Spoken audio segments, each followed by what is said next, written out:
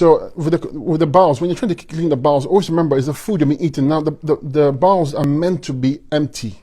Okay, that's very important to understand. Most of us, we eat 3-4 times meals a day, and the bowels get tired. You're putting so much food into the bowels, it can't keep up.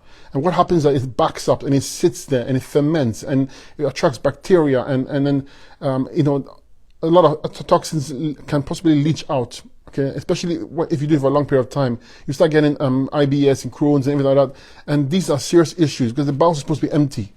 So you should, if you want to cleanse it, eat less. And eat fruits and raw veggies, foods that your body can process. If you eat protein and starches, the body can't process it properly, and the remnants of it will remain stuck in there, and it will ferment, and it will attract bacteria and fungus, and it becomes very dangerous. So to clean the bowels, use enemas, number one. Number two, use herbs. Okay, we have something called a bowel cleanser.